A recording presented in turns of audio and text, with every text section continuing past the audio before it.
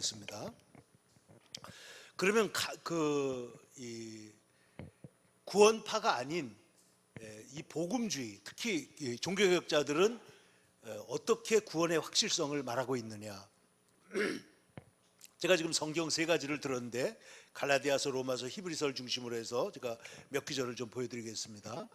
사람이 의롭게 되는 것은 율법의 행위로 말미암이 아니요 오직 예수 그리스도를 믿는 믿음으로 말미암는다. 그러니까 율법의 행위로 안 되고 믿음으로 된다, 이렇게 말한 것이죠. 오직 의인은 믿음으로 말미암아 살리라, 이 하박국서에 나오고 창세기 15장에 아브라함이 하나님을 믿으니 이를 그의 의로 여기시고, 이것이 히브리서, 갈라디아서, 로마서에 지금 반복적으로 나타나면서 믿음으로 의롭게 된다는 이 칭의에 대한 신학을 우리에게 이제 보여주는 것입니다. 이 칭의가 세워지면 교회가 세워지고 칭의가 무너지면 교회가 무너진다. 루터는 그렇게 말하고 있어요. 자, 그래서 구원의 확신은 인간의 상태나 감정, 경험이 아니라 하나님의 언약에 근거하는 것이다. 그러니까 로마서는 특히 은혜에 기초한 칭의를 말하고 있는데, 로마서 5장 1절 보십시다. 우리가 믿음으로 의롭다 하심을 받았으니 우리 주 예수 그리스도로 말미암아 하나님과 화평을 이루자.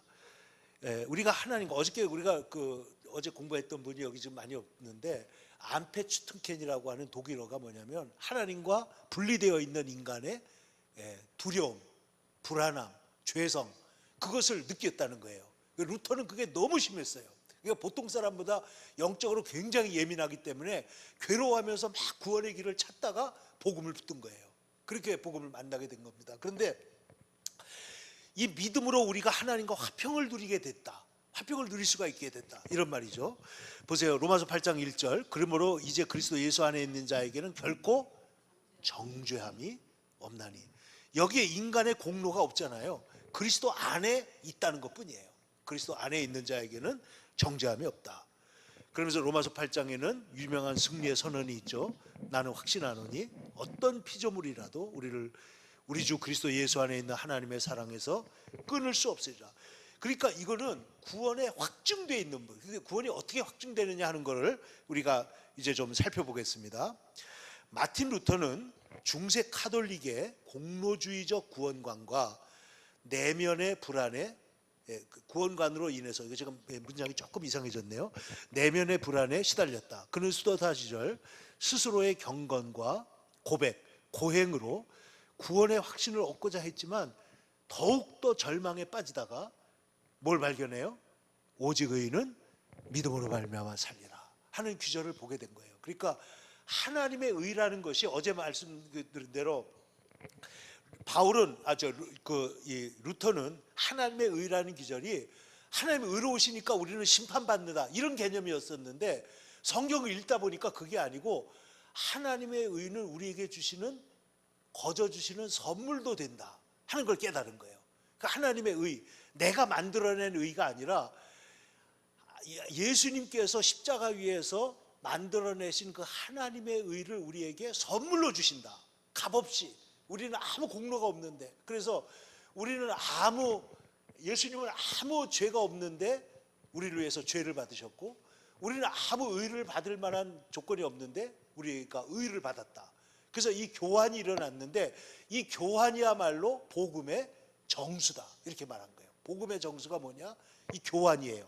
예수님은 우리를 위해서 죄를 다 가져가고 우리에게는 모든 의를 다 주신다.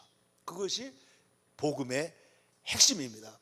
그래서 말씀에 근거한 확신이 중요한데요. 잘 보세요. 구원은 아까 구원파처럼 감정이나 경험이 아니라 말씀의 약속에 기반해야 한다. 자, 이 좀 다운표가 되어 있는 루터의 말을 한번 같이 읽어봅시다. 시작. 하나님이 말씀하셨다면 그것은 진리이다. 나의 느낌이 아니라 그분의 약속이 나의 구원의 근거이다. 즉 확신은 자기 확신이 아니라 말씀의 근거에서, 외부에서 오는 확신이라는 거예요. 바깥에서 오는 거예요. 그러니까 이 구원은, 우리 그리스도인의 의는 내 안에서 내가 만들어낸 게 아니고 내가 노력으로 내가 선행의 사다리를 기어 올라가는 게 아니고 뭐라고요? 바깥에서부터 오는 의, 바깥에서부터 오는 구원, 하나님께서 우리에게 은혜로 주시는 것, 이거를 붙잡는 거라는 뜻입니다. 그래서 그리스도의 내 안에 주관적인 게 중요한 게 아니고 예수 그리스도가 행하신 객관적인 것이 중요하다는 거예요. 계속 한번 봅시다. 루터는 구원의 확신을 자기 내면의 상태나 감정이 아니라 그리스도께서 나를 위하여 무엇을 하셨는가에 두었다. 즉 확신의 근거가 주관적 감정이 아니라 복음의 객관적 약속에 두는 것이다.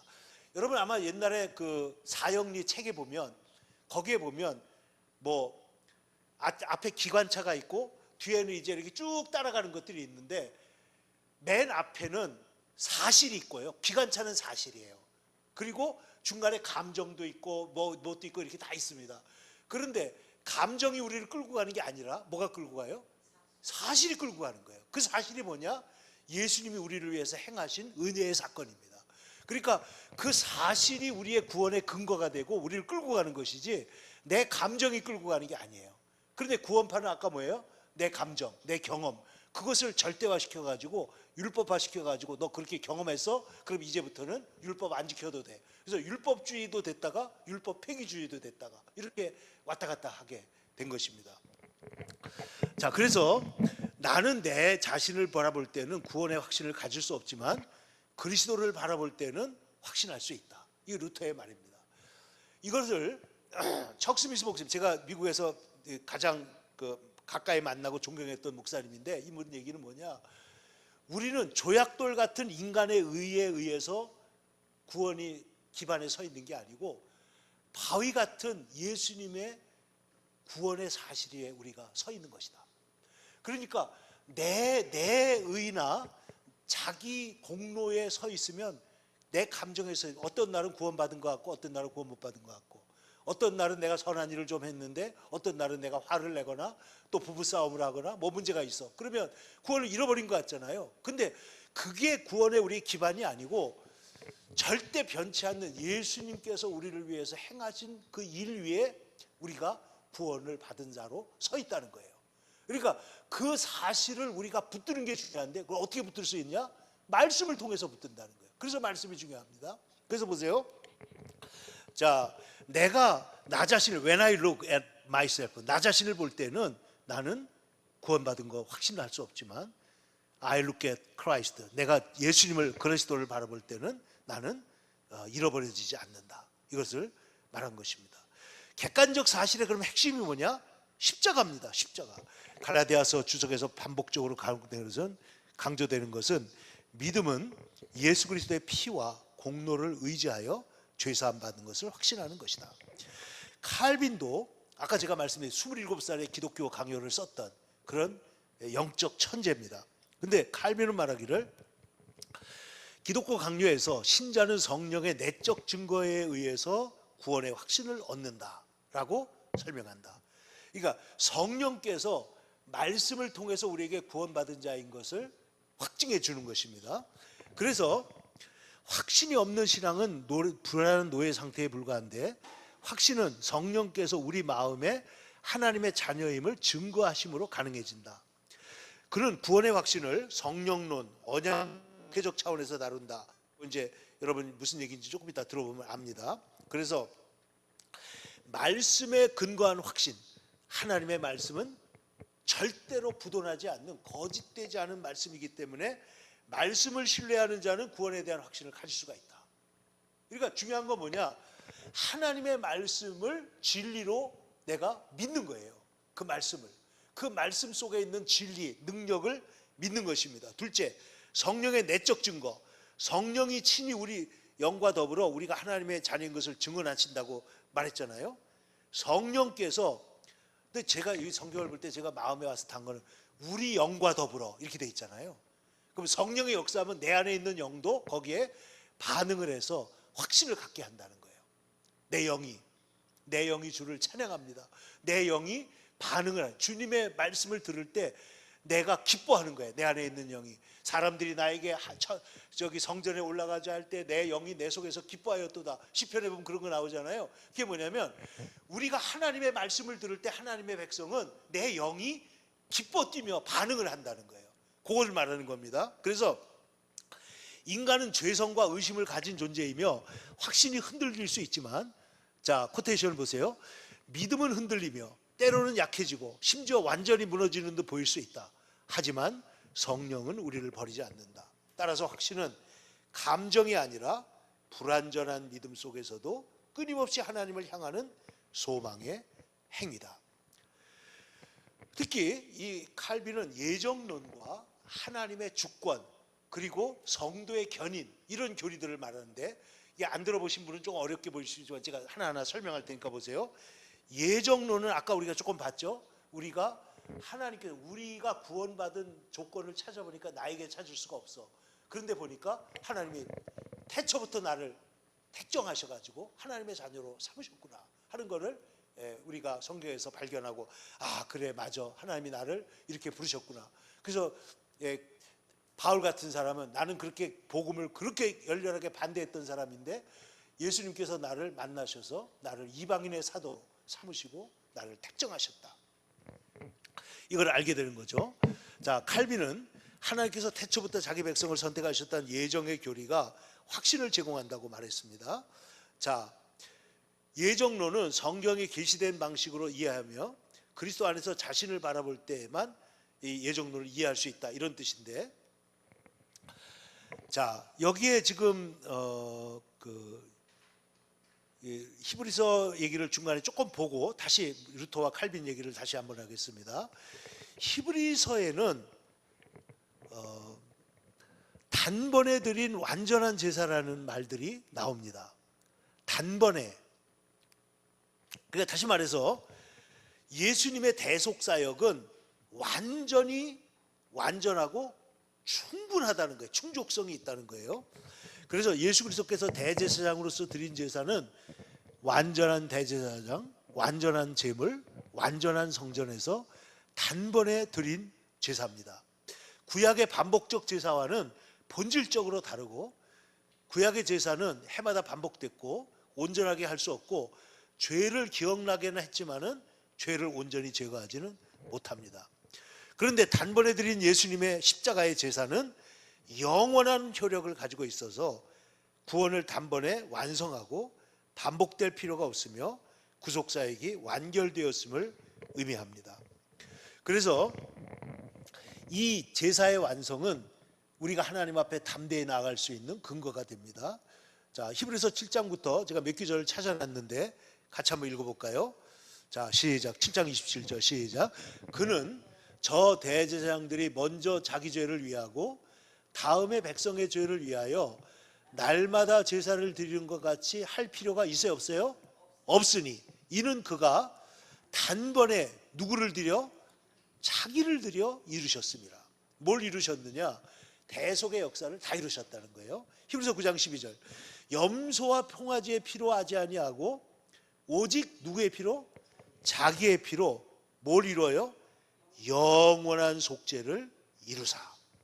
예수님이 영원한 속죄를 이루셨다는 거예요.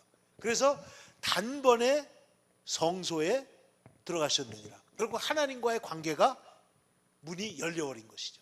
문이 열려버렸다. 10장 10절도 보겠습니다. 다 같이 시작. 이 뜻을 따라 예수 그리스도의 몸을 단번에 들이심으로 말미암아 우리가 거룩함을 얻었노라. 단번에 우리가 거룩함을 얻었다.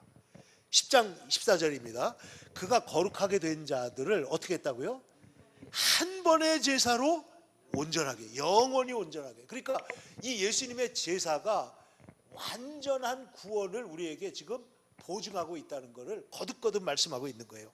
17절입니다. 시작. 그들의 죄와 불법을 내가 다시 기억하지 아니하리라 하셨으니 이것들을 뭐 했다고요? 사하셨은즉 다시 죄를 위하여 제사 드릴 것이 없느니라. 10장 19절입니다. 그러므로 형제들아 우리가 뭘 힘입어? 예수의 피를 힘입어 성소에 들어갈 담력을 얻었다. 다시 말해서 이 단번에 드린 제사는 영원한 효력이 있고 죄를 다시는 기억하지 않겠다 하는 하나님의 언약의 신실성 안에서 우리에게 구원을 보증하고 있는 것이죠. 이 확신은 성도가 완전하지 않지만 거룩하게 되어가는 과정에도 유효하며 우리의 연약함에도 불구하고 하나님의 약속은 변치 않는다. 그러므로 우리는 흔들리지 말고 소망을 굳게 잡아야 하며 고의적인 불순종이나 배교를 경계해야 된다. 히브리서에 나오는 말씀입니다. 그래서 루터 칼빈의 얘기를 다시 하겠습니다. 루터는 히브리서 10장의 메시지를 통해 복음의 확정된 약속을 강조했는데, 여기 보면 죄사함은 반복되지 않으며 이미 이루어졌다. 그리스도는 한 번의 제사로 모든 죄를 영원히 속죄하셨다.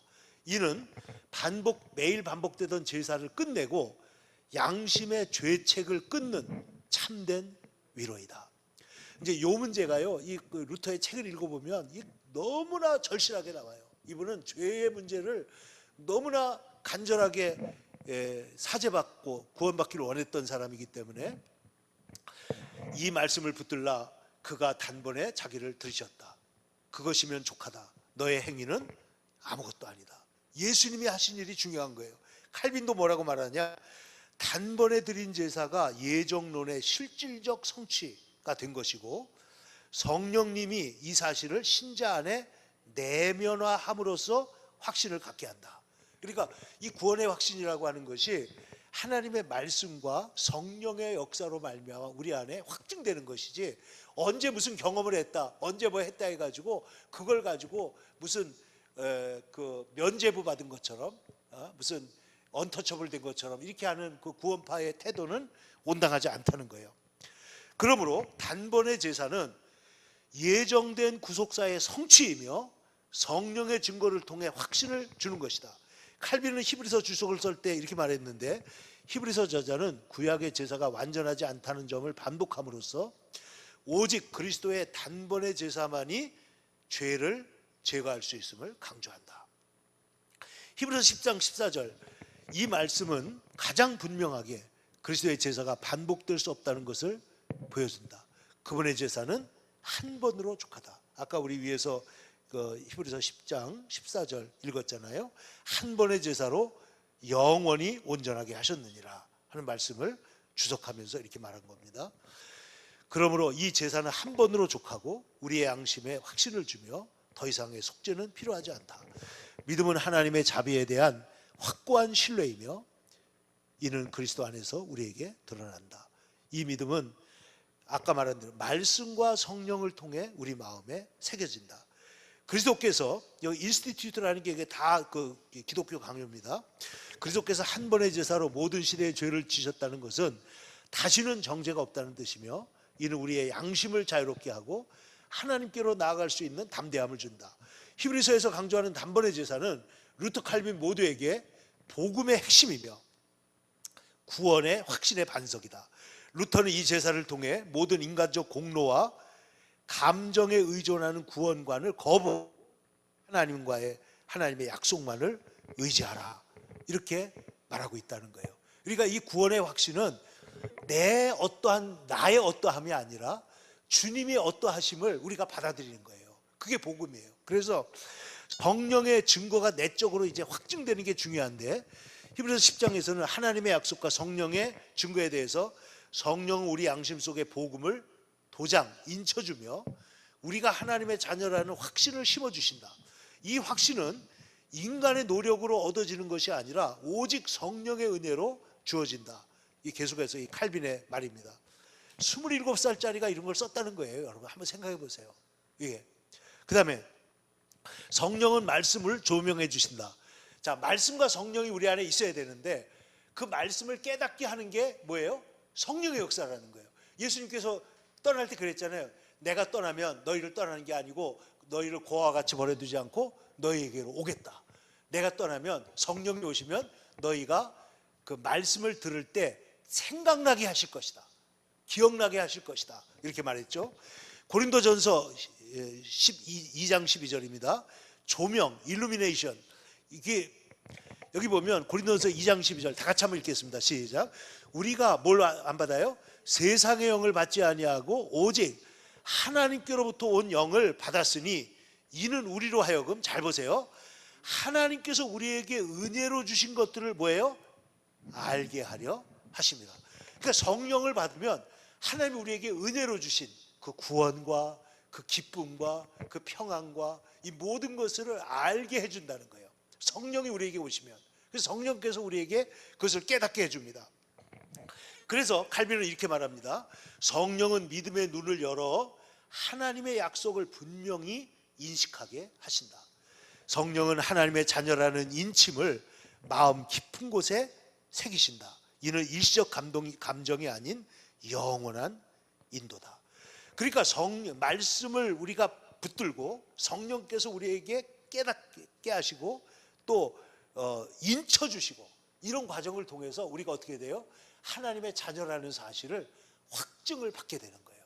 그 사실을 통해서 성령의 확신, 그러므로 보증과 인치심. 이것도 한번 보겠습니다.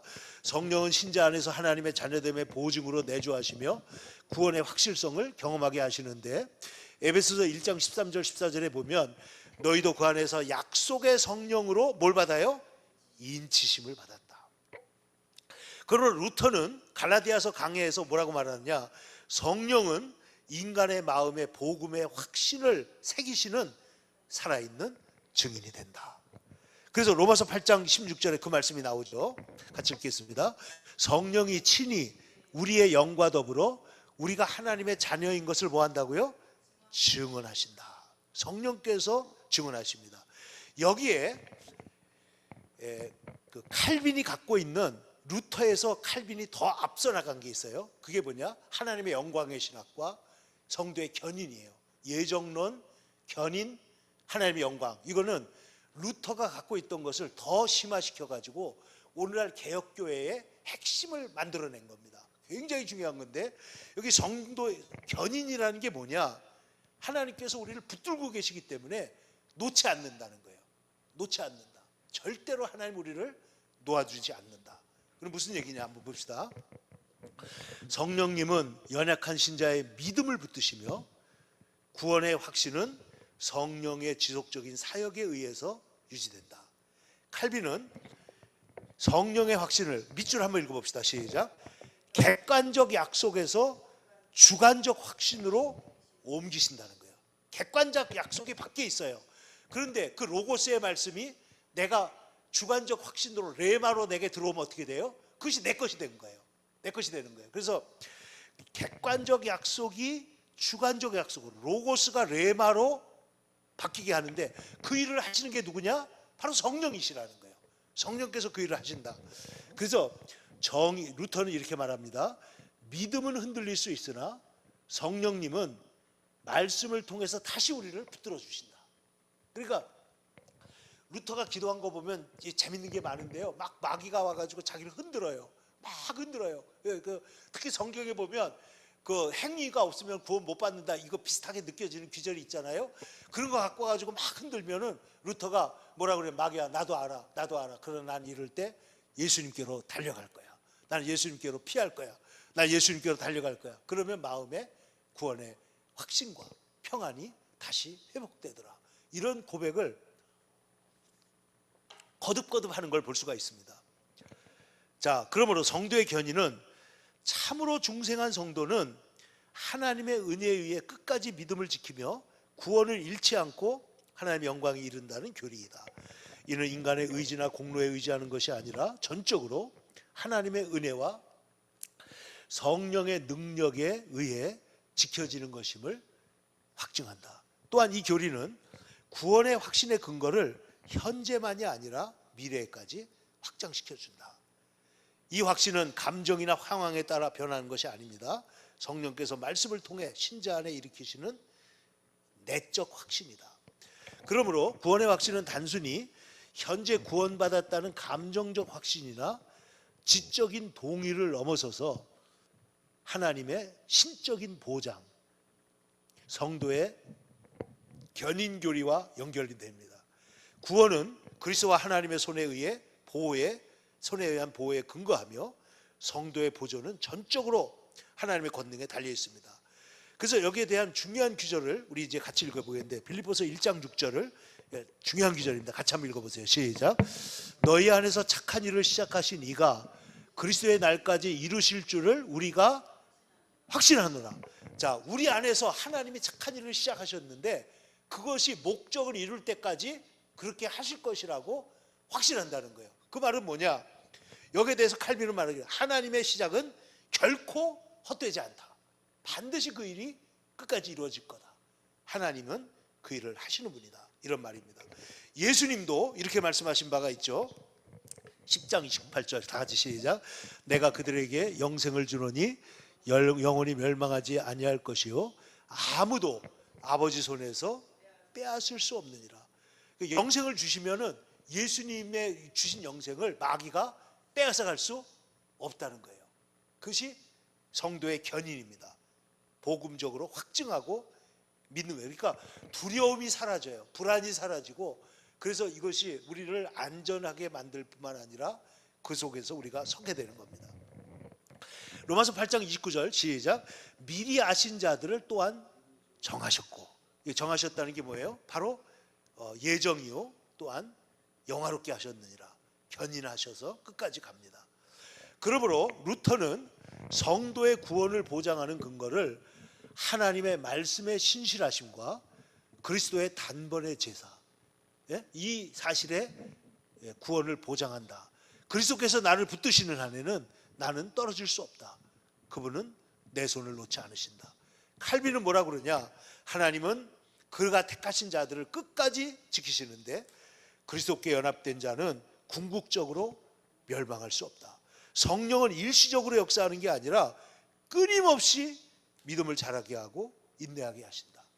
여러분, 제가 지난 우리가 크리스마스 앞에 임마누엘 성경 주일날 설교할 때 임마누엘이 예수님이 우리를 잠깐 방문했다가 가버린 게 아니고 뭐예요? 방문해서 세상 끝날까지 너희와 함께 하겠다 그랬잖아요. 그러니까 임마누엘은 계속적인 임마누엘이라는 데 중요한 뜻이 있어요.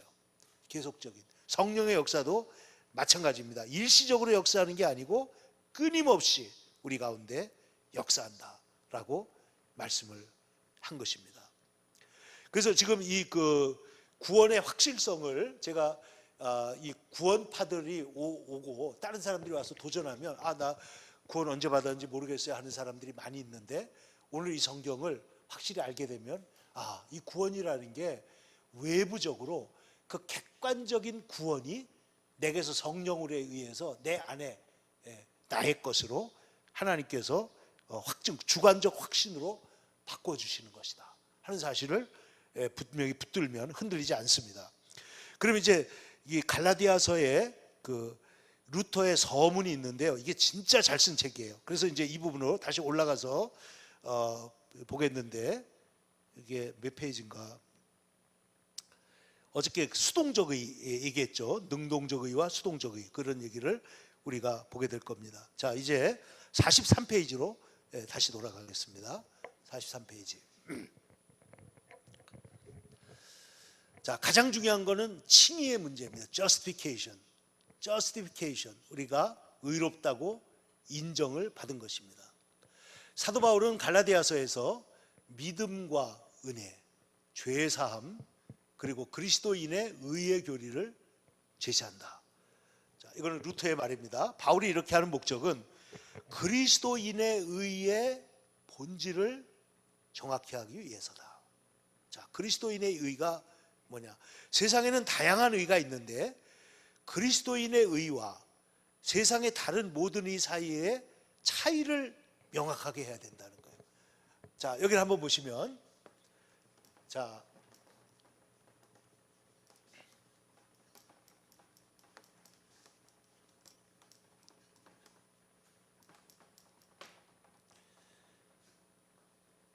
두 종류의 의가 있습니다. 제가 편의상 A하고 B로 나눠놨는데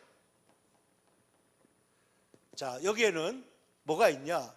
시민적 의가 있어요. 세상에 질서가 있잖아요. 법이 있잖아요. 나라마다 법이 있잖아요. 법이 있어요. 시민적인 의가 있고 그 다음에 또 뭐가 있냐? 가정이나 이런 데 내려오는 어떤 그런 그러니까 말은 이게 맞다, 이게 옳은 거야, 틀린 거야 하는 어른들이 가르치는 거 있죠. 그런 의를 의식적 의라고 표현해요. 의식적 의. 그 다음에 성경에서 말하고 있는 율법적 의가 있습니다. 율법적 의. 자, 이런 것들은 시민적 의는 세상이 존재하기 위해서 필요하고 가정이나 이런 것들을 위해서 필요하고 율법적 의도 죄를 깨닫게 하기 위해서 필요하지만은 이런 것들을 가지고 하나님께 갈 수는 없다는 거예요. 이걸로는 안 된다. 그런데 이것과 전혀 다른 의가 있는데 그게 뭐냐? 바로 우리 그리스도인들에게 주시는 그리스도인의 의. 그리스도인의 의가 뭐냐? 다른 말로 하면 이것은 아까 말한 하나님의 의입니다. 선물. 이 하나님의 의가 우리에게 선물로 주어질 때 이 그리스도인의 의가 되는 거죠. 그럼 이 의는 뭐냐? 성령의 의가 되기도 하고 믿음의 의가 되기도 합니다. 근데 이 둘 사이를 구분하는 게 너무 중요하다는 거예요. 왜 중요한가? 같이 한번 보겠습니다. 자, 다른 의, A군에 속한 거 뭐가 있나 보세요. 정치적인 의, 시민적인 의, 의식적인 의. 자, 이게 시민적 의, 여기 이제 정치적인 의도 이거 같이 있는 겁니다. 정치적인 의가 있습니다. 자, 먼저 정치적인 의 또는 시민적 의가 있는데 정치적 의는 황제, 군주, 철학자, 법률가가 다루는 의다. 의식적인 의도 있다. 의식적 의는 인간 사회 전통이 가르치는 의다. 의식적 의는 부모, 학교, 선생을 통해 배울 수 있다. 또 다른 의가 있는데 모세가 가르치는 율법의 의, 십계명의 의가 있다. 믿음의 의는 뭐냐? 그리스도인의 의. 그런데 그 이상의 이 모든 의를 넘어서는 또 하나의 의가 있다. 그것이 뭐냐? 믿음의 의요 그리스도인의 의다. 성경에 보면 고린도 로마서 4장 13절 다 같이 한번 읽어봅시다. 시작. 아브라함이나 그 후손에게 세상의 상속자가 되리라고 하신 언약은 율법으로 말미암은 것이 아니요 뭐예요? 오직 믿음의 의로 말미암은 것이다. 그럼 이 믿음의 의가 뭐냐? 아브라함이 하나님을 믿으니 이를 그의 의로 여기시고 하는 이 말이죠. 이 믿음을 의로 여기신다. 이거는요 너무나 놀라운 하나님의 그 축복이에요. 우리는 믿은 것밖에 없는데 우리를 의롭다고 인정해줘요. 아들이 집으로 돌아온 것밖에 없는데 아들을 하나님 그 아버지가 용서하고 탕자를 자기 아들로 완전히 회복해요. 그러니까 지금 이 믿음을 의로 여기신다. 이게 실로 우리에게 있어서는 이 구원의 믿음을 의로 여겨주신다. 이 의라는 게 얼마나 어려운 거예요. 얼마나 심각한 거예요. 그런데 믿음을 의로 여기신다는 거예요. 그래서 제가 여기 보면 자 여기 이쪽은 하나님의 의가 있고요. 여기 뭐가 있냐? 자기의, 공로의가 있습니다. 자기의. 율법의 의는 뭐냐? 자기의예요. 공로의. 그런데 이 자기의는 자랑을 하기 때문에 하나님은 이걸 싫어하셔요. 자랑치 못하게 하려고 합니다. 자, 그러면 God's righteousness, self-righteousness, work right, 하나님의 의, 자기의 의가 있는데 이 하나님의 의에 대한 규절들을 제가 몇 개 찾았습니다. 같이 한번 읽어보면 아까 읽었던 말씀 나오지만 같이 한번 보죠. 1장 10절 시작. 복음에는 하나요? 1장 10절 시작. 복음에는 하나님의 의가 나타나서 믿음으로 믿음에 이르게 하나니 오직 의는 믿음으로 말미암아 살리라 함과 같으니라. 로마서 3장 22절 곧 예수 그리스도를 믿음으로 말미암아 모든 믿는 자에게 미치는 하나님의 의인이 차별이 없느니라. 아까 우리가 읽었던 말씀이지만 다시 한번 읽어요. 하나님의 의를 모르고 뭐예요? 자기 의를 세우려고 힘써 하나님의 의에 복종하지 아니하였느니라. 그런데 예수 그리스도는 모든 믿는 자에게 뭐를 이루어요? 의를 이루기 위하여 율법의 마침이 되시니라. 다시 말하면 예수님이 우리의 의가 됐기 때문에 율법이 마쳤다는 거예요.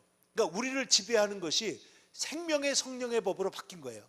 우리의 주인이 죄와 사망의 법이 사라져버리고 예수님이 오셨으니까 율법의 마침이 돼가지고 생명의 성령의 법이 우리를 지배하고 다스리게 된 거예요. 그러니까 어떤 집의 주인이 바뀐 거예요. 우리라는 주인이, 이 집의 주인이 전에는 율법이었는데 지금은 누구라고요? 예수님으로 된 거예요. 근데 예수님 우리를 뭘로 통치하느냐? 은혜로 통치합니다. 그러니까 죄와 사망이 왕노릇했어요.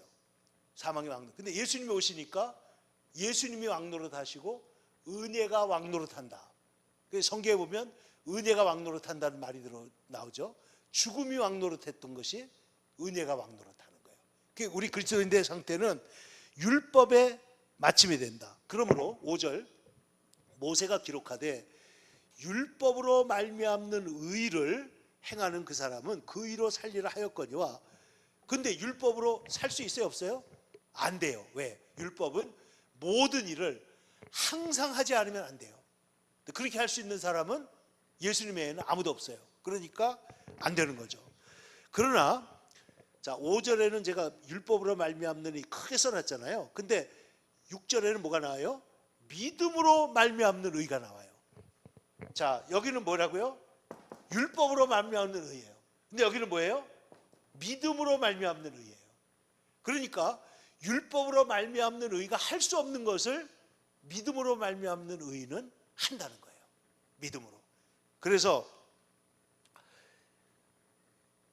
고린도후서 5장 21절 하나님이 죄를 알지도 못한 일을 우리를 대신하여 죄로 삼으신 것은 아까 나왔던 게 주면 우리를 알고 하나님의 의가 되게 하려는 것이다.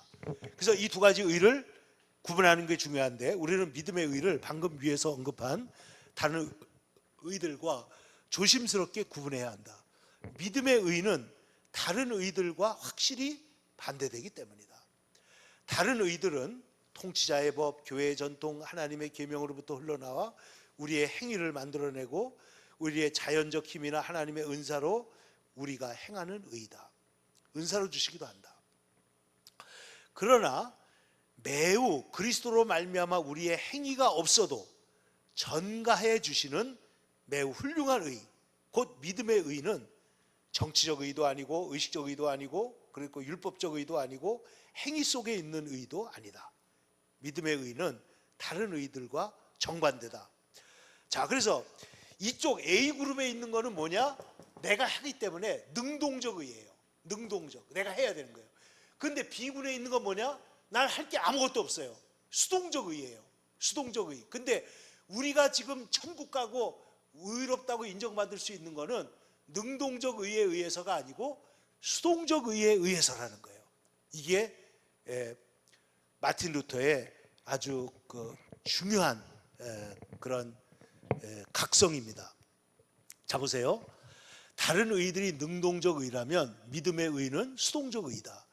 믿음에 의해서 우리가 할 일은 아무것도 없다. 우리가 하나님께 드려야 할 것도 아무것도 없다. 단순히 우리가 우리 안에서 역사하시는 다른 어떤 분, 곧 하나님을 받아들이고 인정하는 것이 전부다. 그러므로 믿음의 의, 곧 그리스도인의 의는 정확히 뭐라고 불릴 수 있다고요? 수동적 의라고 불릴 수 있다. 그 밑줄을 같이 한번 읽어봅시다. 그러므로 시작. 그러므로 믿음의 의, 곧 그리스도인의 의는 정확히 수동적 의라고 불릴 수 있다. 그러니까 이 은혜는 수동적인 거라는 거예요. 수동적으로. 우리는 내가 한 게 하나도 없어요. 하나님이 다 해놓으신 거예요. 우리는 그것을 받는 것뿐이에요. 받는 것. 근데 안 받는 사람은 어떡하냐? 그 사람과 관련이 없어요. 아까 그래서 그 하나님의 은혜가 제한적이라는 말은 뭐냐면 은혜를 받는 사람에게만 역사하는 거죠. 그런데 이 믿음의 의는 세상이 알지 못합니다. 비밀입니다. 그 성경에 보면 하나님의 행하신 일들, 십자가의 일들이 비밀이야. 아무도 모른다고 했죠. 심지어 그리스도인 자신도 믿음의 의를 온전히 이해하지 못하고 시험 속에 있을 때에는 거의 파악하지 못한다. 그러므로 믿음의 의는 부지런히 배우고 지속적으로 실천해야 한다.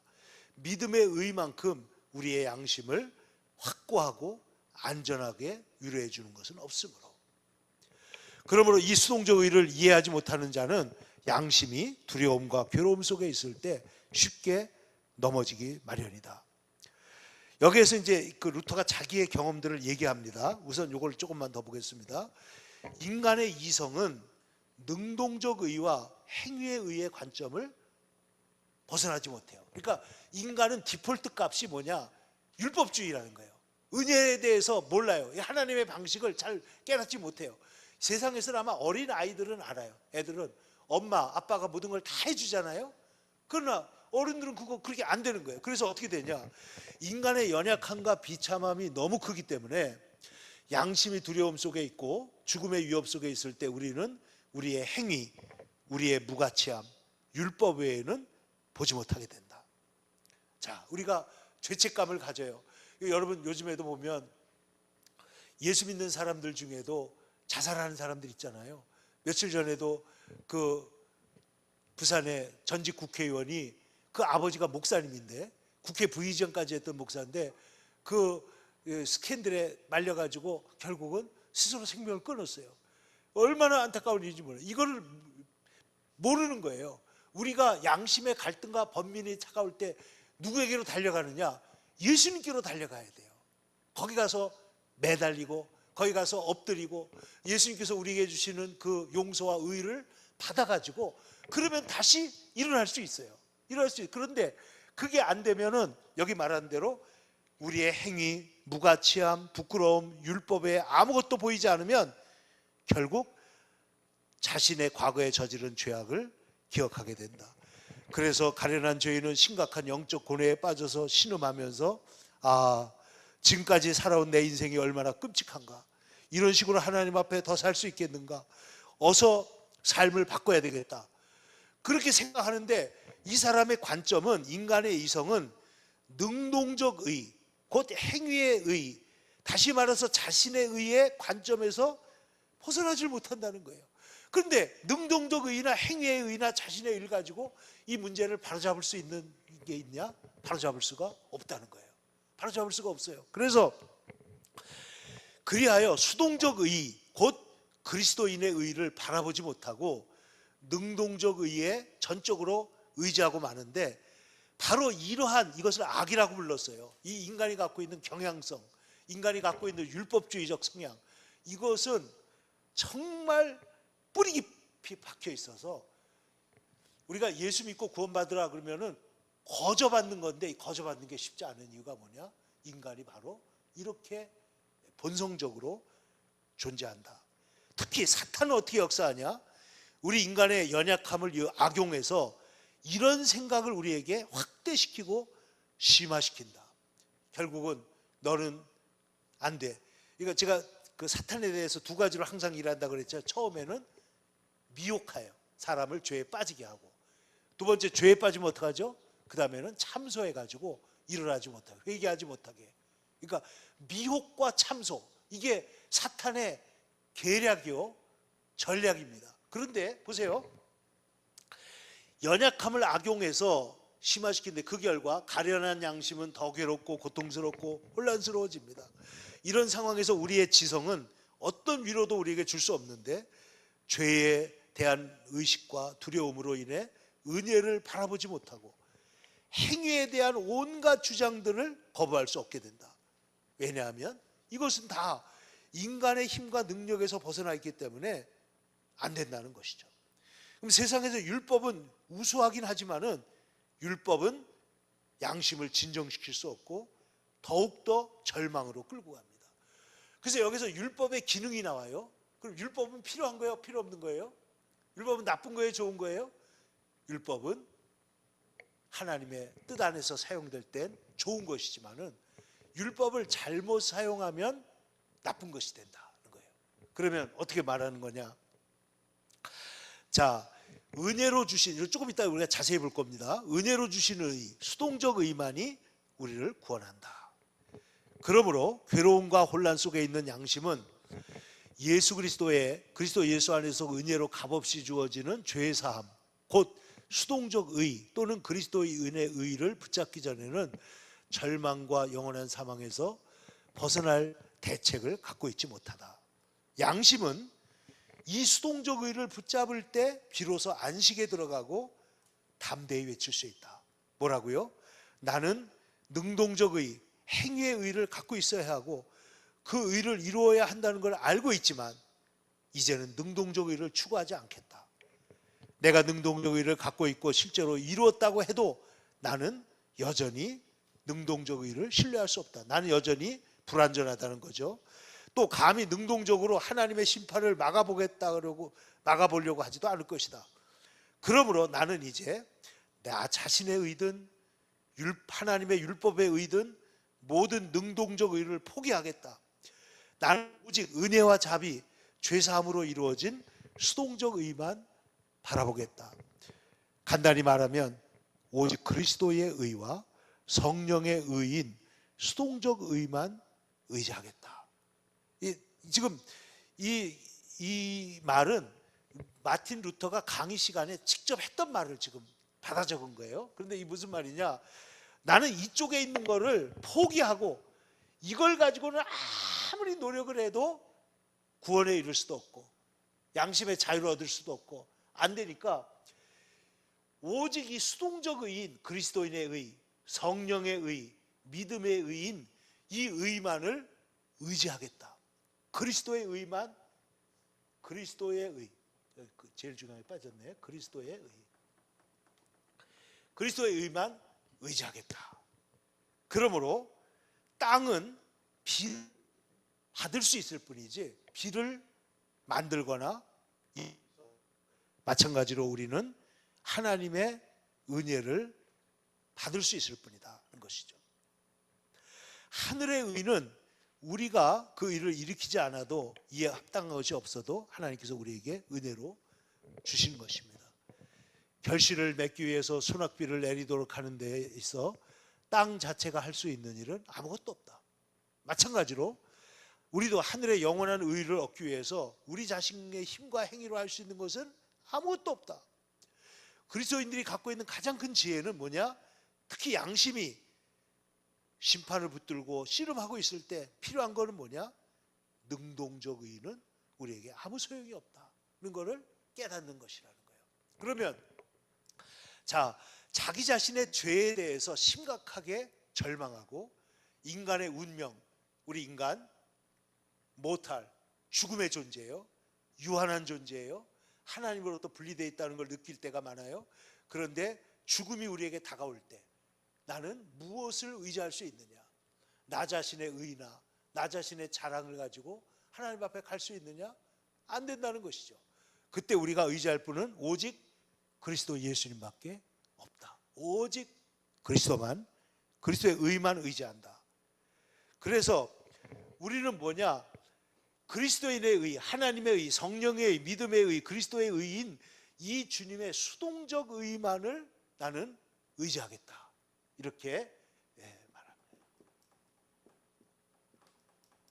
자, 이쪽 A군에 있는 건 전부 다 뭐라고요?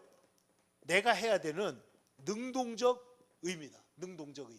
근데 능동적 의 가지고 하나님께 갈 수 없다는 걸 우리가 알기 때문에 우리를 위해서 십자가 위에서 단번에 영원한 제사를 드리신 예수님께서 행하신 그 의를 나는 의지하겠다. 이게 성경에 나오는 이 바울 사도 그리고 로마서, 갈라디아서 그리고 히브리서에서도 말하고 있는 이 성경 전체에서 말하고 있는 그게 뭐냐? 바로 믿음으로 의롭다 하심을 얻는 칭의의 교리. 그러니까 이 칭의라는 것은 내가 하는 게 아니고 하나님께서 하신 것을 받아들인 건데 이게 세상을 근본적으로 바꿔버린 거예요. 세상을. 왜? 의롭다함을 받은 우리가 그렇다면 나는 하나님의 영광을 위해서 어떻게 살아야 되지? 그게 기독교 윤리라는 거예요. 그러니까 뭘 해가지고 칭찬받고 뭘 해가지고 천국 가고 뭘 해가지고 성화돼가지고 뭐 되고 이러는 게 아니고 우리는 구원을 수동적 의로 인해 받았기 때문에 그 은혜, 그 감사, 그 감격이 우리의 삶을 바꿔놓는다. 그러니까 이거는 안전해요, 안 안전해요? 안전한 거예요. 왜냐하면 수동적, 능동적 의는 내가 이걸 어느 정도 갔는데 못 간 것 같으면 또 떨어지는 거예요. 굴러 떨어져요. 마치 시지프스 신화에서 아무리 꼭대기에 그 바위를 올려놓으려고 해도 끊임없이 굴러 떨어지는 것과 마찬가지죠. 그러나 수동적 의는 하나님께서 우리 가운데 오셔서 예수 그리스도를 통해서 우리를 불쌍히 여기시고 우리를 구원하시고 하나님의 자녀로 삼아주셨다는 사실에서 출발하고 있기 때문에 그게 완성이 아닙니다. 우리는 이미 완성된 구원을 가지고 출발하고 있는 거예요. 그래서 아까 의인인 동시에 죄인이라고 할 때 우리는 의인으로 출발하고 있는 죄인입니다. 죄가 있지만은, 부족함이 있지만은, 자녀 문제가 있지만은, 그러나 하나님께로 우리는 가는 것이다. 그러면 율법은 뭘 하죠? 율법으로는 죄를 깨닫습니다. 율법으로는 우리에게 자신에 대해서 절망하게 만들어서 복음을 바라보게 하는 것이죠. 밑줄을 한번 보겠습니다. 다 같이 한번 읽어볼까요? 시작. 율법을 통해서는 죄를 깨닫는 것이 전부이므로 율법에 대해서는 눈을 감아야 한다. 이제는 율법도 없고 하나님의 진노도 없으며 오직 그리스도로 말미암은 순전한 은혜와 자비만 있다고 마음으로 확신하지 않으면 구원받을 수 없다. 이와 반대로 세상에서 요구되는 바는 약속이나 은혜는 없는 것처럼 생각하고 어떻게 하든지 행위를 보여주려고 하다가 결국은 완고하고 교만하고 강팍한 심령을 가진 자는 율법 외에는 보지 못하고, 그리고 결국 율법 앞에서 자기의 비천함을 보게 될 때 두려움에 빠지고 결국 비천해질 수만, 이런 얘기죠. 그래서 제가 좀 작은 글씨로 율법의 제3용법이라는 걸 제가 여기다 좀 넣어놨는데, 제1용법은 율법이 하나님의 뜻이 무엇임을 말해준다는 것이고, 제2용법은 죄를 깨닫게 해서 그리스도께로 인도하는 것이고, 그래서 갈라디아서 3장 22절 성경은 모든 것을 죄 아래 가두었다 이렇게 말씀하죠. 예수 그리스도를 믿음으로 말미암는 약속을 죄 아래, 율법은 뭐냐? 죄 아래 가두는 거예요. 셋째 용법은 뭐냐? 거듭난 신자에게 지침과 규범으로 율법을 쓸 수가 있게 됐다는 것이죠. 그러니까 율법은 이러한 제3용법이 세 가지 용법이 있다. 하나님의 뜻이 무엇인지 알게 하고, 죄를 깨닫게 해서 이 수동적인 율법으로, 수동적인 의로 달려가게 하고, 그리고 구원받은 후에는 하나님의 뜻을 발견하게 하는 것이죠. 그 밑에 정리해 놓은 걸 한번 봅시다. 제1용법, 죄를 억제하고 질서를 유지하는데 모든 인류에게 필요합니다. 제2용법, 죄를 깨닫게 하여 그리스도께로 인도합니다. 구원받기 전에 신자가 하나님의 뜻에 따라 살도록 합니다. 거듭난 신자에게 하나의 지침과 원리와 방향성을 준다는 것이죠. 자, 그러므로 이제 우리는 교회에서 율법을 가르치는 사람과 복음을 가르치는 사람 사이에서 복음의 교사가 필요합니다. 갈라디아 교회에 바울이 떠나고 난 다음에 어떻게 되냐? 율법 교사들이 들어와 가지고 그 바울이 그렇게 가르쳐놨던 복음을 전부 다 훼손시키는 거예요. 그래가지고 어떻게 되냐? 결국은 이 사람들이 거기에서 어려움, 바울 교회가 완전히 다른 복음은 없나니 하면서 이제 강하게 나온 게 뭐냐? 바로 다른 복음을 가르치는 거짓 선생들이 들어왔기 때문이죠. 자, 율법이 주어진 이유는 두렵게 하는 것, 옛 본성을 단련시키기 위한 것. 그래서 여기서 우리는 율법이 본연의 경계를 지키도록 조절해 줄 수 있는 지혜롭고 신실한 목사님이 필요하다는 거예요. 선생이 필요하다는 거예요. 하나님 앞에서 율법을 지켜야 의롭다함을 받는다고 가르치는 선생은 잘못 가르치는 겁니다. 다 이단들이 다 이런 거 하고, 천주교도 상당히 그렇다고 그랬죠. 두 종류의 의, 곧 능동적 의와 수동적 의를 뒤섞는 것이다. 이 사람은 율법을 설명하지 못하는 무지한 사병가에 불과하다.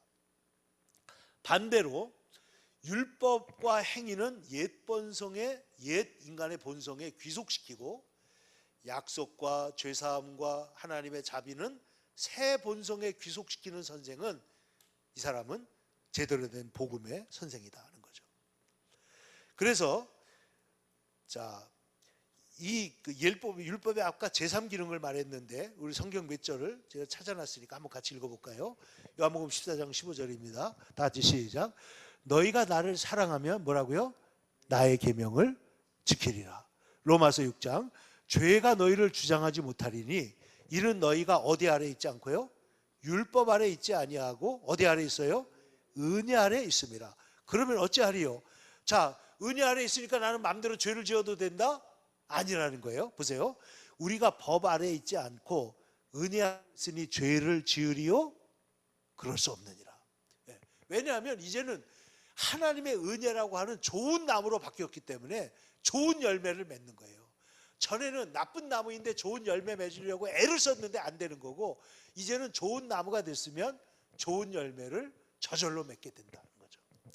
그러므로 6장 14절 다 같이 읽겠습니다. 죄가 너희를 주장하지 못하리니 이는 너희가 어디 아래? 법 아래 있지 아니하고 어디 아래? 은혜 아래 있습니다.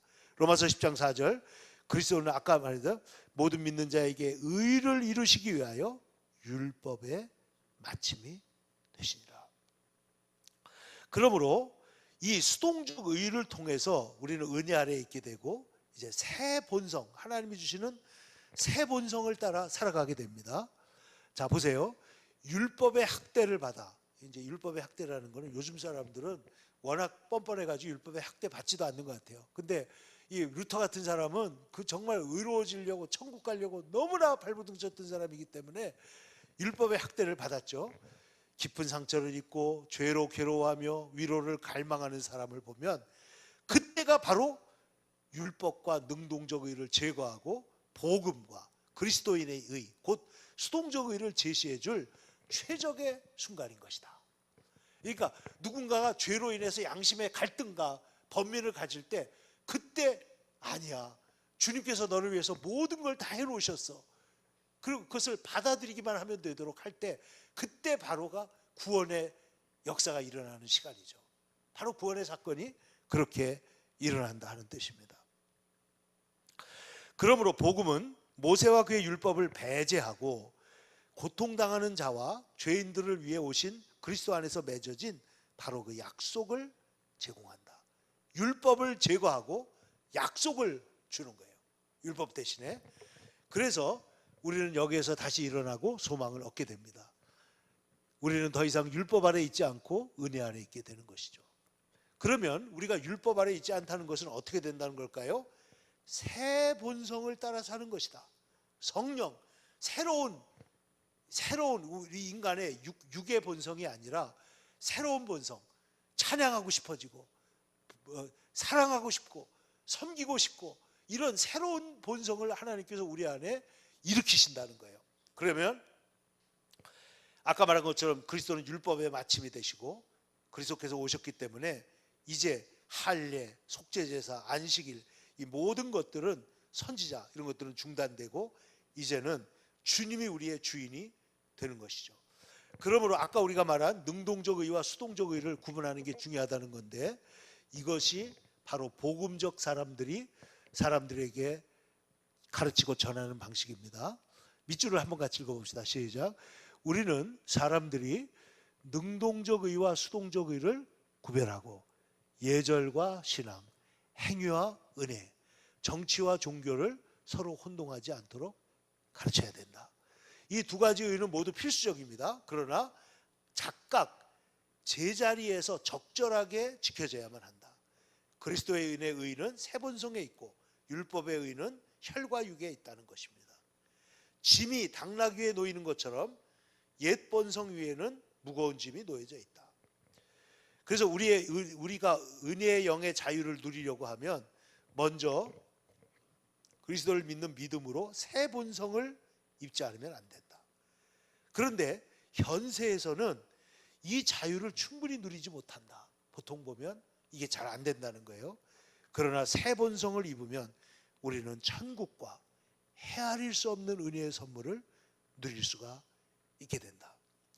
여기서 루터가 이렇게 말하는 것은 아무도 선행을 거부하거나 금한다고 생각하지 않기 때문이다. 다시 말하면 은혜 받았으니까 선행이 필요 없다, 이런 얘기가 아니라는 거예요. 단순히 율법의 의만 알고 있는 사람은 율법을 크게 넘어서는 이 믿음의 의를 설명해도 깨닫지 못해요. 왜? 율법의 의의 패러다임 속에서 지금 판단하고 있기 때문에 이걸 모른다는 거예요.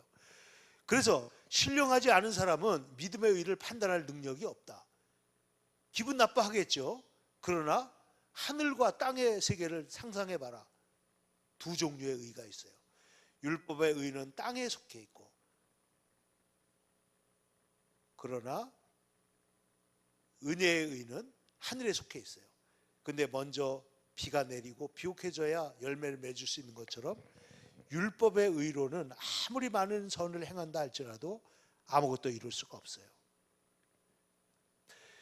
우리는 공로나 행위가 없이 그리스도의 의로 의롭다함을 얻지 않으면 결코 율법을 이루지 못합니다. 그러므로 그리스도인의 의는, 다시 한번 밑줄 같이 한번 보겠습니다. 시작. 그리스도인의 의는 율법의 의나 땅의 의 그리고 능동적 의와는 아무 관련이 없다. 그리스도인의 의는 하늘에 속해 있고 하늘로부터 받는다 그랬습니다. 이것은 은혜로 말미암아 우리 안에 일어나고 은혜 믿음으로 말미암아 우리가 붙잡으며 이 의를 통해 우리는 모든 율법과 행위를 넘어선다. 고린도전서 15장 49절에 사도 바울이 말한 것처럼 우리가 흙에 속한 자의 형상을 입은 것 같이 또한 하늘에 속한 자, 아담의 형상을 입은 것 같이 하늘에 속한 이의 형상, 예수님의 형상을 입으리라 말하는 것과 같다. 다시 말해 우리는 율법도 없고 죄도 없고 양심이나 후회나 가책도 없으며 사망도 없고 이제는 완전한 기쁨, 의, 은혜, 평강, 구원, 영광에 있는 새 세상에서 새 사람으로 살게 되는 것이다. 그러면 그리스도인의 의를 얻기 위해서 우리가 해야 될 일은 뭐냐? 아무것도 없다. 아무것도 없다. 이거는 다만 그리스도께서 아버지께로 가셨으므로 더 이상 눈에 보이지 않고 하나님께 하늘 우편에서 우리를 위해서 보좌 우편에서 중보하고 기도하고 있는 것이죠. 그것만 알면 된다는 거예요. 밑줄을 다 같이 읽겠습니다. 요약하면 시작. 요약하면 그리스도가 우리의 대제사장으로 은혜로 우리를 위해 간구하시고 우리 위에서 그리고 우리 안에서 다스리신다는 사실을 알고 그저 믿는 것이다. 이 하늘의 의에 죄가 들어설 자리는 없다. 그것은 율법이 없고 율법이 없는 곳에는 범법도 없기 때문이다. 그러니까 지금요 탕자가 아버지 집으로 돌아온 다음에 이 법의 세계가 완전히 바뀌는 거예요. 여러분 어떤 사람이 죄를 지어가지고 감옥에 들어가면 감옥에서 여러 가지 저촉되는 게 너무 많겠죠. 그러다가 마침내 감옥의 생활이 끝나가지고 사랑하는 가족들이 있는 집으로 돌아왔다고 해보세요. 그러면 감옥 안에서 몇 시에 자야 되고 몇 시에 일어나야 되고 또 어디 쫓겨가고 뭐 매 맞고 뭐 아주 뭐 하던 그 모든 것들이 지금 나를 구속해야 하네요? 전혀 구속 안 하죠. 왜? 나는 거기서 새로운 자리로 옮겨졌으니까. 그러니까 우리 그리스도인들은 이 율법의 세계에서 은혜의 세계로 옮겨진 자들이라는 거예요. 탕자의 자리에서 아버지 집으로 들어온 사람들인 것이죠. 그러므로 그리스도인의 의, 그러니까 곧 이 그리스도인의 의를 가진 사람은 누구냐? 어떠냐? 하늘의 의에는 죄가 있을 자리가 없다는 사실을 주목하면 그 안에는 양심의 고뇌도 두려움도 슬픔도 있을 수 없다. 사도 요한은 이것 좀 해석하기 어려운 얘기지만 요한일서 5장 18절 보면요, 하나님께로서 난 자는 범죄하지 않는다 이렇게 말합니다. 하나님께서 난 자는 이미 죄와 사망의 법에서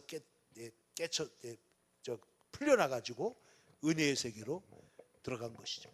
그러므로 양심 속에 두려움이나 근심이 있다면 그것은 하나님의 의가 철회되었고 은혜가 숨겨졌으며 그리스도가 시야에서 사라졌다는 표시가 되는 것이다.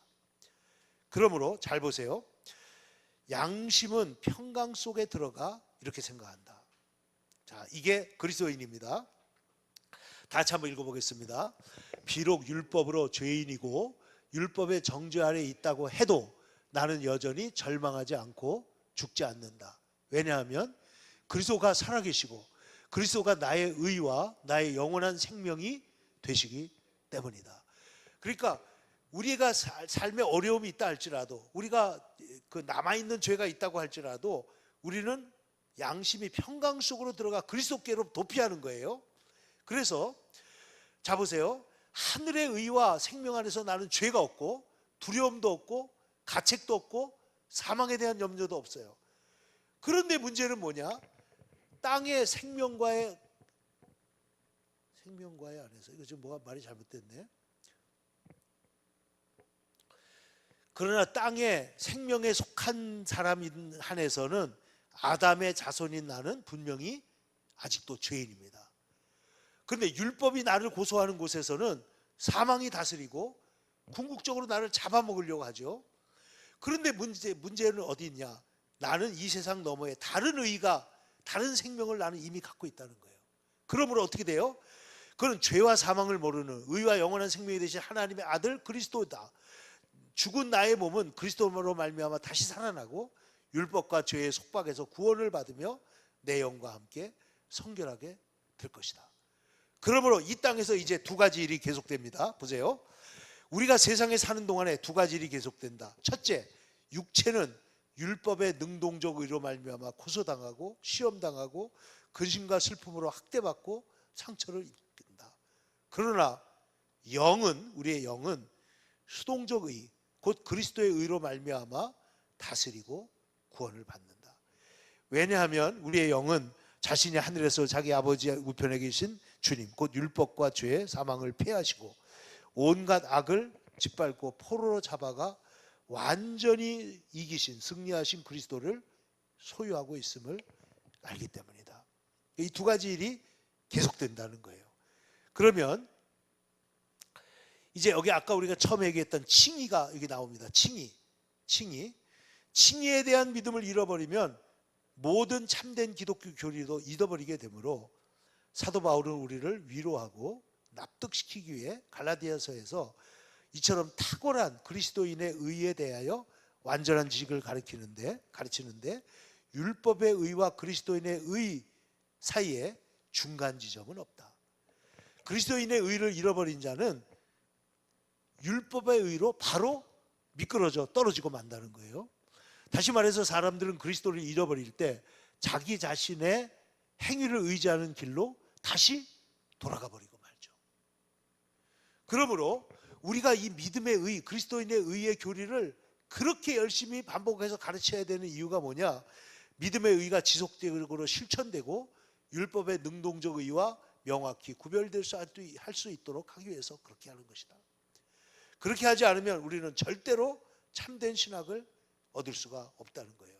교회는 그리스도인의 의의 교리 위에 세워지는데 이 그리스도인의 의와 율법의 의 사이를 언제나 구별해야 합니다. 그런데 이것을 말로 설명하기는 쉽지만은 실천하기는 어렵습니다. 양심이 고뇌 속에 들어가면 율법의 의와 그리스도인의 의가 겹쳐진다는 거예요. 겹쳐져. 그러니까 분간이 잘 안 되는 거예요. 그러면 어떻게 되냐? 우리가 양심을 인도하는 선생과 지도자가 될 사람들은 반드시 이것을 잘 알아야 되는데, 왜냐하면 시험이 닥치더라도 자신과 다른 사람의 양심을 충분히 가르치고 강하게 해야 되기 때문인데요. 또 다른 사람들을 율법에서 은혜로, 능동적 의, 곧 행위에 의해서 수동적 의, 곧 은혜에 받는 의로 모세에게서 그리스도께로 이끌려고 하면 이거를 알아야 된다는 거예요. 그러면 지금 보세요. 우리가 이 세상에 살면서 이런 율법과 세상에 의가 있고, 또 아까 used to set back 가도록 우리가 의인인 동시에 죄인이라는 것을 알고 있다면 이 문제에서 우리가 어떻게 벗어날 수 있느냐? 보세요. 우리가 고통 속에 있고 양심이 갈등 속에 있을 때 마귀는 율법을 통해 우리를 고소할 거라는 거예요. 두렵게 합니다. 죄책과 과거의 악한 삶과 이런 것들 가지고 우리를 지옥이나 영원한 사망, 너는 아무 희망이 없어 하고 우리를 고소합니다. 그러면 절망으로 이끌어서 사람들이 자살을 하고 결국은 낭패, 실망을 당하고 자기를 버리는 것이죠. 우리를 자신의 종으로 만들며 그리스도에게서 끌어내립니다. 나아가 그리스도가 우리에게 직접 행위를 요구하는 복음서의 본문들을 들고 와가지고 우리를 참소하고 행함이 없는 자들을 너는 파멸이야 라고 위협한다는 거예요. 이럴 때 우리가 믿음의 의와 율법의 의를 구분할 수 없다면 거기에 넘어지게 되는데, 이 루터는 말하기를 자기도 그렇게 위협을 당했다는 거예요. 그러면 어떡하냐? 마귀한테 나도 안다. 나도 그렇게 해야 되는 거 알아. 그러나 나는 이럴 때 누구에게 달려간다?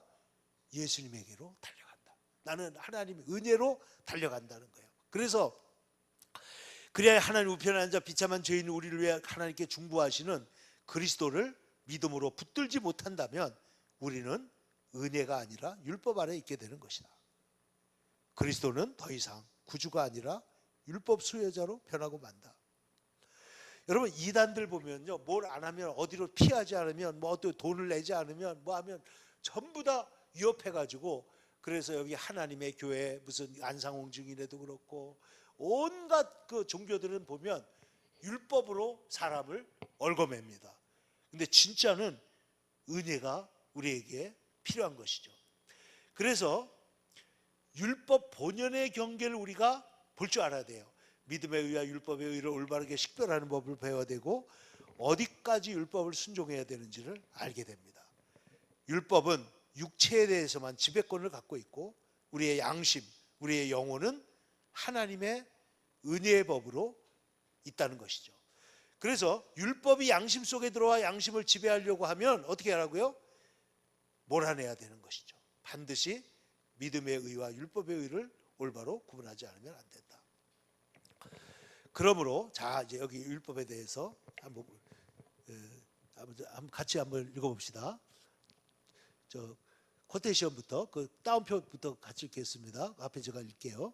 율법에 대해서 다음과 같이 말해주는 것보다 옳은 것은 없다. 자, 그 다음 한번 같이 읽을까요? 시작. 율법아, 너는 내 양심의 왕국에서 높이 올라가고 싶겠지? 그렇지 않니? 내 양심의 왕국을 지배하고 죄를 조종하고 내가 믿음으로 그리스도 안에서 누렸던 기쁨을 빼앗고 나를 절망으로 이끌고 싶겠지. 그렇지만 네 본연의 경계를 지켜라. 네 힘은 육체에만 쓰고, 육체에게 쓰고 내 양심은 건드리지 마라. 나는 복음을 통해 의와 영생에 참여하도록 부르심을 받았다. 또 나는 그리스도의 나라로 부르심을 받았다. 곧 내 양심이 안식을 얻는 나라, 율법이 없고 대신 죄사함과 평안, 평온, 기쁨, 건강, 영생이 있는 나라로 부르심을 받았다. 그러니 이런 문제들로 나를 괴롭히지 마라. 절대로 나는 너 같은 참을 수 없는 폭군이 하나님의 아들 그리스도의 성전인 내 양심을 다스리도록 용납하지 않을 테니 말이다. 그리스도께서 의와 평강의 왕이자 나를 사랑하는 구주와 중보자이시다. 그리스도는 내 양심의 즐거움을 지켜주고 건전하고 순전한 복음교리와 그리스도인의 의, 곧 하늘의 의에 대한 지식으로 내 양심을 안식시키실 것이다. 이렇게 말하겠다는 거예요. 그러니까 내 마음을 지배하는 그리스도인의 의를 갖고 있을 때 내 마음의 땅은 비옥하게 만드는 비와 같이 하늘에서 내려오는 거예요. 우리가 찬양 부르잖아요. 평화 평화로다 하늘 위에서 내려오네. 내려오네. 그렇게 말하는 것입니다. 다시 말해서 하늘에서 내려와 다른 나라로 들어간다. 그리고 나서 어떻게 해요? 거기서 우리가 선을 행합니다. 말씀 사역자라면 복음을 전합니다. 상한 심령을 가진 자를 위로합니다. 성례를 거행합니다. 한 집안의 가장이라면 자녀들에게 하나님을 가르칠 것입니다. 관리자라면 내 직분을 감당할 것이고 종이라면 일을 성실하게. 그러니까 그리스도의 의 안에서 내가 지금 어떻게 해요? 이제는 자유로운 상태에서 나는 이렇게 일할 거야 라고 말하는 것입니다. 그러므로 밑줄을 다시 한번 같이 읽겠습니다. 그리스도를 자신의 의로 확신하는 자는 어떻게 해요? 누구나 즐겁게 일하고 자신의 소명에 충실하며 국가 당국자가 비록 엄하고 가혹하더라도 그들과 그들의 법에 복종할 것이다. 필요하다면 그는 현세의 온갖 의무에 복종할 것이다. 그리고 이러한 순종이 하나님을 기쁘시게 한다는 것을 알기 때문이다. 이거 이상이 바울의 주장이다. 다시 말해서 바울은 갈라디아 사람들 속에 이 믿음의 의를 어지럽힌 거짓 선생들을 결사적으로 반대하는 대신에 이제 이 믿음의 의를 주장하고 보존하는 것입니다. 여기까지 우리가 갈라디아서 서론을 봤는데 이제 내일은 갈라디아서 1장부터 본문을 보면서 같이 중요한 부분을 보도록 하겠습니다. 좀 질문 있으면 좋은데 어렵죠? 그래도 여러 번 읽어보세요. 여러 번 읽어보고, 그리고 제가 이 강의를 유튜브에 올려놓을 테니까 나중에 다시 들으면서 같이 말씀을 생각하시면 우리가 그리스도인이 된다는 게 이렇게 놀라운 것이구나 하는 것을 깨닫게 될 겁니다. 기도하겠습니다. 거룩하신 아버지 하나님, 주님의 은혜를 감사합니다. 오늘도 우리가 3시간 동안 우리가 집중적으로 하나님의 이 은혜의 복음에 대하여 함께 공부하고 또 생각하고 또 씨름하게 하신 것을 감사합니다.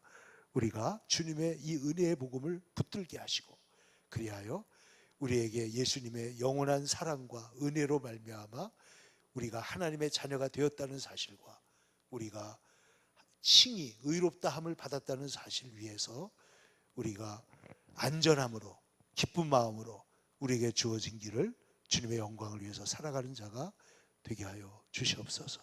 오늘도 수고하신 주의 백성들 하나님 축복하시고 내일도 하나님의 큰 은혜가 더하게 하여 주옵소서. 예수님의 이름 받들어 기도하옵나이다. 아멘. 수고하셨습니다. 감사합니다.